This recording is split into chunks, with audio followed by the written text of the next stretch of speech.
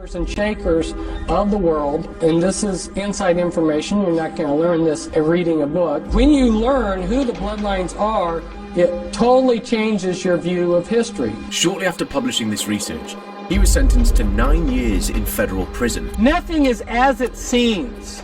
This is one of the first big lessons that we need to draw in dealing with our reality. Let me tell you the names of the top 13 bloodlines. This talk was recorded in 1998. Later, he was sentenced to 111 months in federal prison. Researching this, I found that the first federal judge to review his case said there was no evidence against him. And I'll be honest, that part scares me. And I'm taking a risk by putting this out. So I'm asking you to watch until the end and really listen to what this man is saying. Because even if half of this is true, the world looks very different from what we've been told. And he doesn't just hint at things. He names names, he connects the dots, and he covers everything. Starting with politics. If people don't want to go along with the plan, they always have their covert enforcers. They have all kinds of people in all different kinds of locations to pull the strings that if there's rough edges, they smooth it out. Then the money system. They created fractional reserve banking, the Federal Reserve System. The stockholders of the Federal Reserve System are listed here. Then the people who are supposed to keep you healthy. You've even got some secret illegal groups out there to destroy doctors who don't conform to the medical monopoly. Then how much they actually know about you. Hey, know everything about people. People are tracked from the cradle to the grave. All electronic communication in this country is monitored. Then food supply. Some parts of control over the world's grains and food. We've got the management over here. See some of your leading families over here. And then war. They're rotating millions of Americans into this war. The war was structured to get as many people in. They needed a war that was going to take place close to large drug supplies because they were trying to create a drug culture over here. These people sit above the wars. They make the wars for us. We go and fight these wars, and they make profit off them. Behind every system he described, the politics, the money, the wars, there's a structure. And that structure, he says, has been in place for centuries, passed down through 13 specific family bloodlines. Names that appear at the top of banking, politics, and media, generation after generation. You'll hear them in a second. And above all of them, he says, sits a pyramid of councils, each layer smaller than the one below it. The higher you go, the fewer people there are, and the less the public knows they even exist. You've got an anarchy level and a hierarchy level. Above the standard 6 lifetime positions, you have your special committees.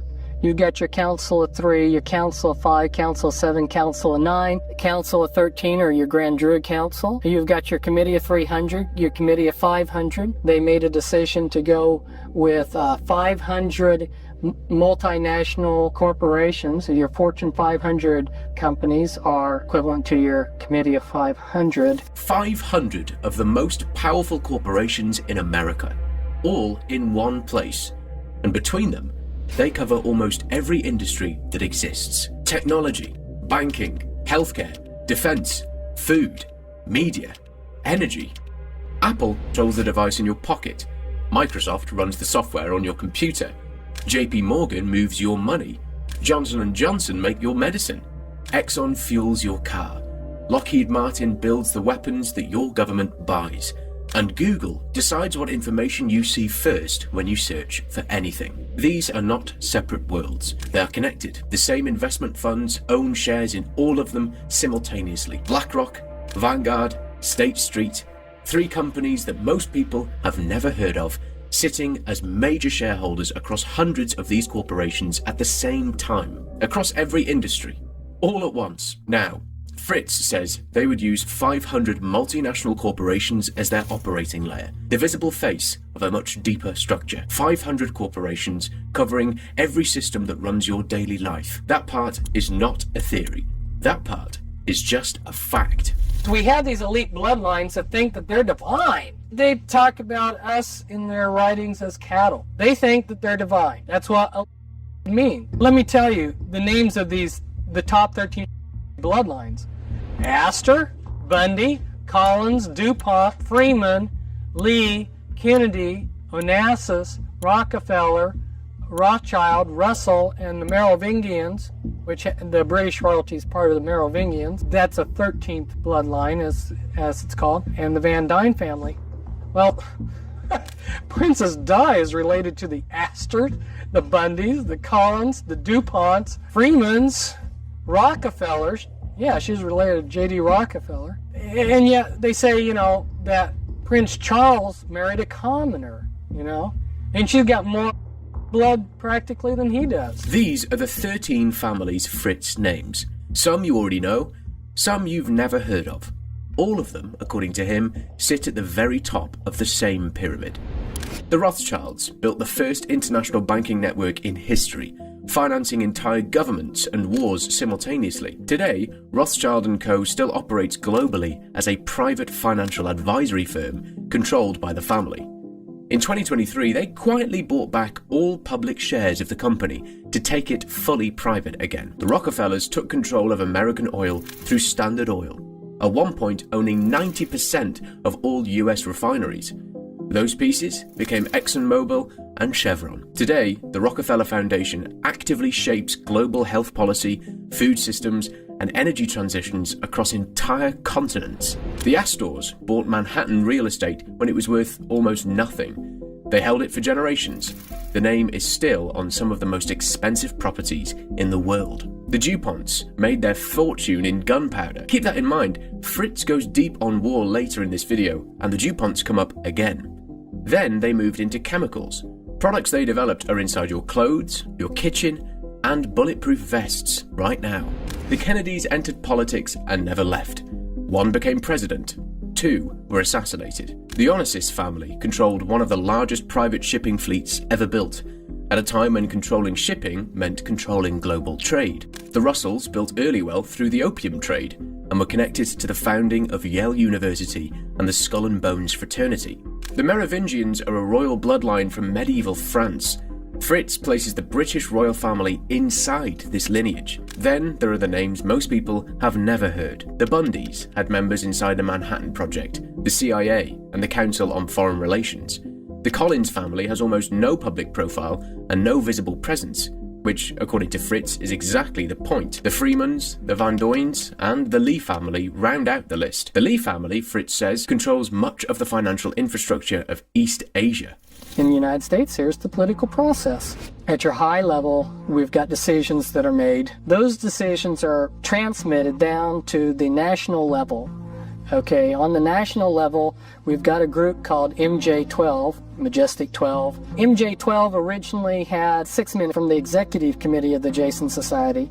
It had 6 men from the executive committee of the Jason Group, and then it had men in key positions in the government, such as head of CIA, National Security Council, FBI director. So they pass it down to the level 2 decision makers, which are the policy planning groups.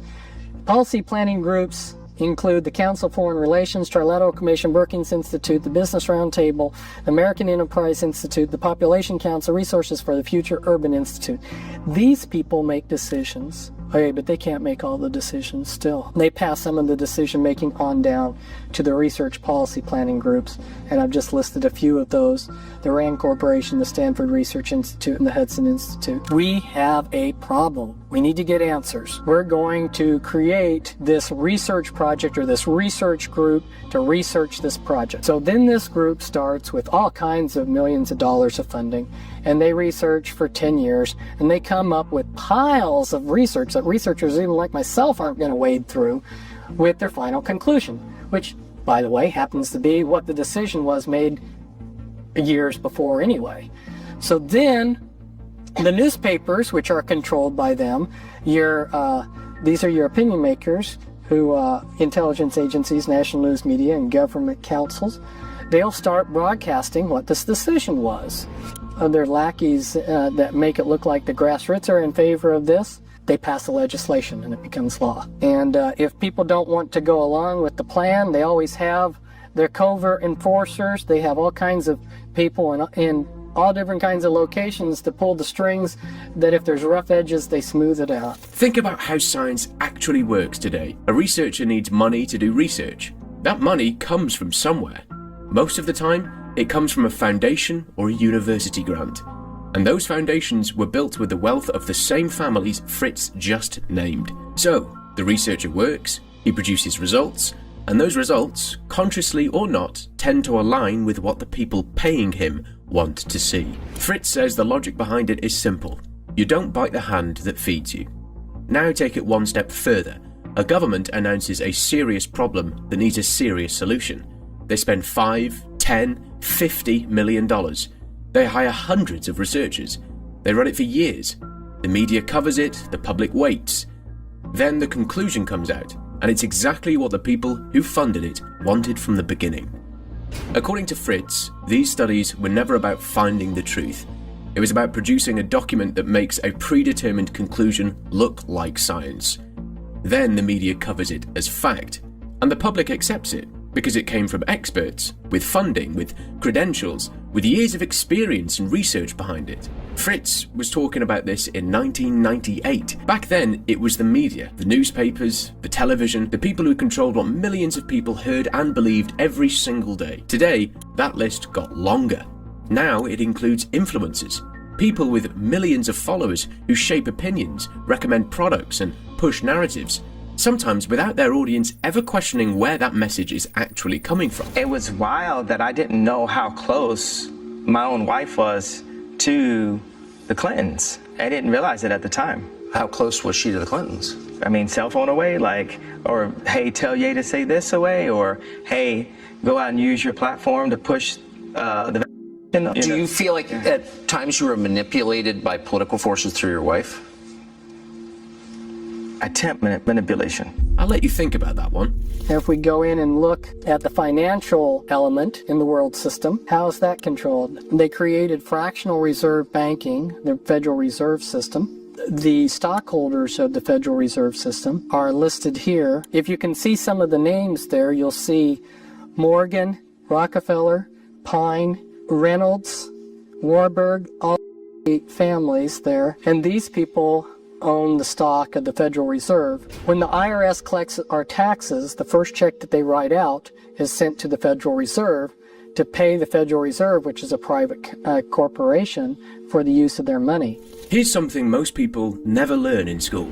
The Federal Reserve is the central bank of the United States. It controls interest rates, it decides how much money exists in the economy.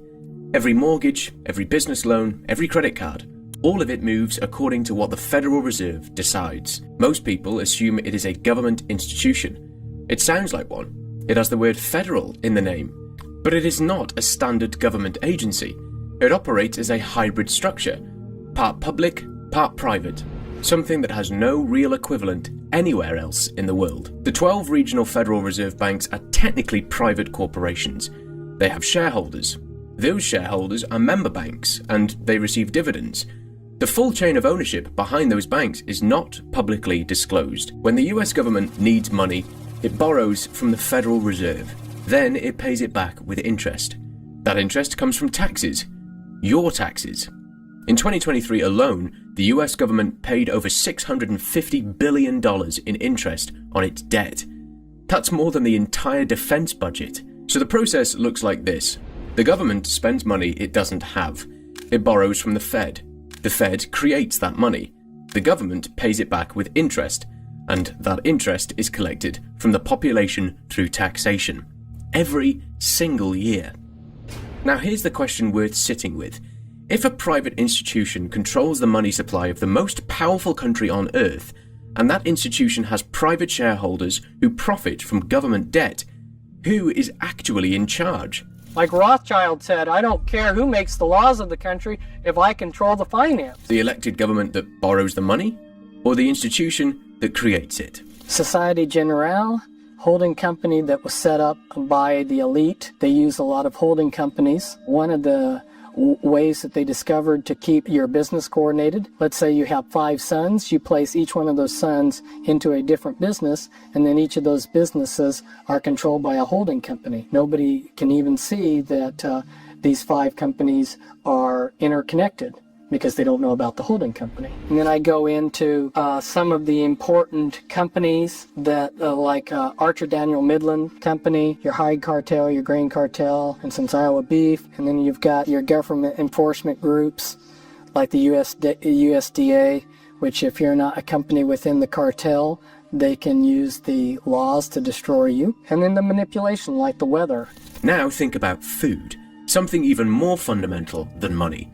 You eat every single day, and somewhere between the farmer who grows the grain and the store where you buy your bread, a very small number of companies control almost everything. 4 companies, ADM, Bunge, Cargill, and Louis Dreyfus, collectively known in the industry as the ABCDs. Together, they control between 50 and 60% of all global trade in wheat, soybeans, and corn. Every major staple that feeds the planet moves through their hands. ADM alone operates in over 170 countries, with 420 crop procurement facilities worldwide. They process the grain, they store it, they transport it, they influence the price, and they do all of this largely out of public sight. Fritz named ADM specifically in 1998. At the time, most people had never heard of it. Today, it ranks among the 35 largest corporations in America. There are also active antitrust lawsuits against ADM and Cargill, alleging coordination to manipulate agricultural commodity prices. These are not theories. They are cases in federal court. So the question Fritz was asking in 1998 is the same question being asked in courtrooms today. When 4 private companies control more than half of the world's food supply, who decides when there is enough, where it goes, and what it costs?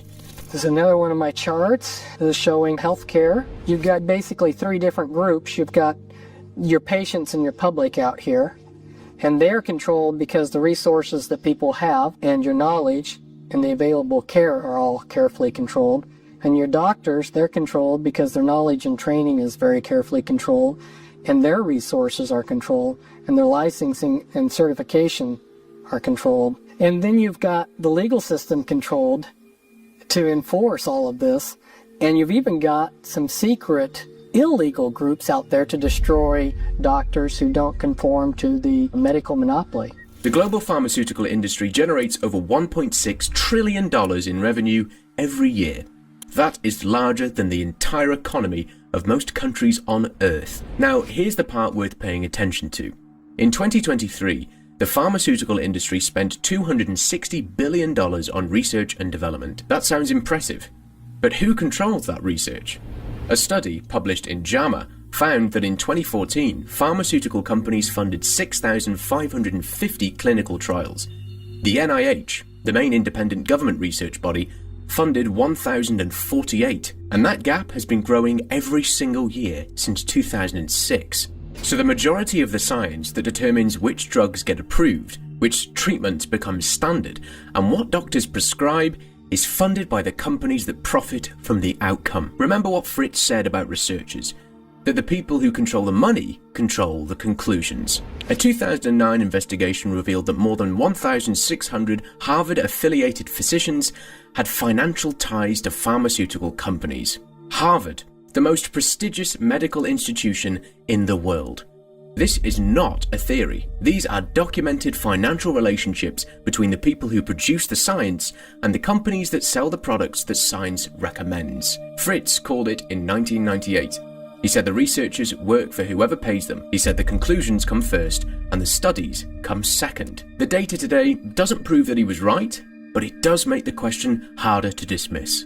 You've got different goals that are set, and then those goals are broken down into further goals, and then they take all of their different groups throughout the world system and have them participate in different ways. So like, let's say the objective is the authority. A, know everything about people, Big Brother. So they got 9 beast computers, which are tracking all people. People are tracked from the cradle to the grave. The CIA, IRS, FBI, NSA, records of all potential opponents to the New World Order. Got social security numbers and social insurance numbers. banks and crediting, keeping track of people. You know, when you're making a transaction on your ATM in a few seconds, it's recorded in the Beast computer. All electronic communication in this country is monitored. That's why the National Security Agency. Fritz said this in 1998. Every electronic communication is monitored. Every transaction is recorded. People are tracked from birth to death. In 2013, a man named Edward Snowden walked out of the NSA with classified documents. He had worked as a contractor for the most powerful intelligence agency in the world. What he revealed was a program called PRISM, a mass surveillance system that gave the NSA access to emails, calls, chats, file transfers, and web search histories of people around the world. Not suspects, everyone. A tool called XKeyscore was described as the NSA's Google, allowing analysts to access and analyze global internet data by simply entering an email address. The NSA also cracked the most commonly used cell phone encryption technology, meaning they could process encrypted communications even without an encryption key. Now look at your phone, the device you carry everywhere. The one that knows your location, your contacts, your search history, your banking details, your face, and your voice. On most modern smartphones, the battery can't be removed. Then there's money. Physical cash is slowly disappearing. Over 130 countries are currently developing or testing a central bank digital currency, a fully digital form of money issued directly by governments. A CBDC creates a complete digital trail of every transaction a person makes. Every purchase, every transfer, every payment. China's Digital Yuan already processed the equivalent of nearly $1 trillion in transactions across 17 provinces. Fritz said the goal was to know everything about everyone, to track every transaction. That was 1998. And now, we get to the part that shook me the most. War. Something that on the surface looks like conflict between nations. But according to Fritz, it might be something else entirely. On December 13th, and I don't know if they picked the 13th because of the cult number or what, but on December 13th, 1941, a few days after Pearl Harbor was bombed, Roosevelt signed a presidential decree into law, is a Trading with the Enemy Act. If Secretary of Treasury Morgenthau would give certain people authorization, they were allowed to trade with the enemy. There is a monopoly on diamonds, people. De Beers has it. De Beers connects in with the Rothschilds, and their diamonds shouldn't be as expensive as they are. That's a scam too, because they're purposely got a monopoly so that they can make us think the diamonds are rare. But there is so much industrial use of diamonds that when the United States went to war in 1941, they realized that we had an immediate need for 6.5 million carats of diamonds. The U.S. government requested 6.5 million carats of diamonds from De Beers, which is located in London, and they turned down the United States. So what were the Rothschilds and the De Beers doing in World War II? Germans had the same need for diamonds as we. Diamonds are used in gyroscopes for the submarines, for the airplanes, and for their V-2 missiles. Who supplied the diamonds for Germans, the millions of carats? It's a diamond monopoly. It's real easy to figure out, people. They sent the diamonds to the Germans through Belgium, Congo. The United States government tried to stop them. These kingpins have so much power, they not only ignore the U.S. government, but they're able to cover their track and suppress anybody from even leaking the story. According to Fritz, the Rockefellers shipped oil to Spain during World War II. Spain was officially neutral, but it was controlled by France, who was openly pro-German.